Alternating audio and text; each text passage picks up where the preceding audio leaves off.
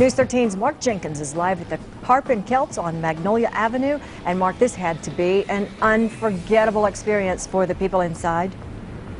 Yeah, and some of these patrons had to be thinking to themselves, wow, this beer has got to be really strong tonight. Is that the President of the United States? Well, it certainly was. And here we go, the Amway Arena coming down. 600 pounds of dynamite taking out the ceiling and everything else underneath, kicking up a huge cloud of dust. The corners of the building will be removed eventually, and all that remains from there, more than 20 years of memories. I was hoping you would ask that. Since I don't have a jersey, I have my News 13 safety vest, just in case something crazy happens out here. You don't want to twist an ankle. $3 surcharge will get you bug juice. You just spray it on the impact zones, typically your bumper, your hood, and your windshield, and that makes it easier to scrape the bugs off. Normally in the middle of a boxing ring, you'd have two fighters slugging it out for multiple rounds, but on this Father's Day, it's a father and son hugging it out for 24 hours. Orange County deputies provided the vehicle VIN number and the bus number into a national database, a database that's accessible by the FBI. When he was killed, police say Trayvon Martin was unarmed. The only thing he was carrying was a drink and a bag of candy he purchased from this 7-Eleven about a mile away. And we haven't seen these two school buses in 2 weeks, and it's anybody's guess where they're going to pop up. Surprised to see this door locked. One customer was here looking for answers.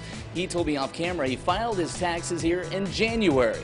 He paid $400, expecting a return of about $1,700, but so far hasn't seen a dime.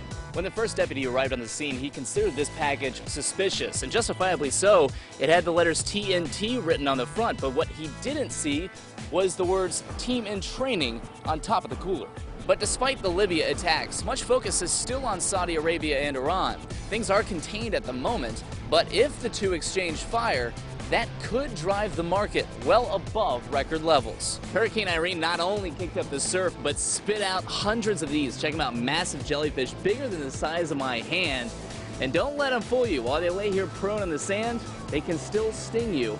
And so can their babies. They're called sea lice. And swimmers and surfers are paddling through thousands of them. And the area will have considerably less foot traffic because the entrance to this building is on the other side. And while in this area, protesters will have a set of rules they'll have to follow. Tear up thousands of petitions signed by Seminole County residents. And then show a valid Florida driver's license. Passing out flyers like this, offering clothing, groceries, and a warm meal today for the kids. And speaking of kids, you saw my failed attempt at shooting the basket here earlier today with the regulation size basketball hoop. So I've been demoted, putting on my News 13 jersey now and trying again. For this time a little smaller. Oh, you switched to the smaller basketball, of course. Maybe not quite as easy.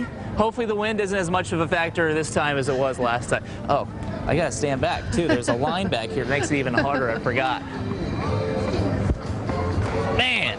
Yes. Man, and the kid's laughing at me. Look at that. All right, anyway, we'll give it another try later. One of the women reports seeing a fraternity brother reach into his pocket, then unscrew a 2-liter drink, hold his hand over the top, screw the cap back on, and shake it up before handing the drink back out. Sheriff Demings encouraged people to always be aware of their surroundings, and this automated message is a constant reminder.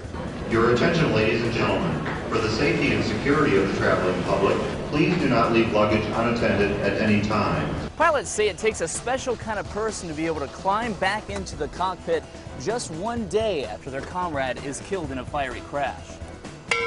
Last call will move to 3 a.m., but only on the last Saturday and Sunday mornings of February. You can take a look behind me here. This field used to be loaded with brush and trees, but was cleared out with that fire.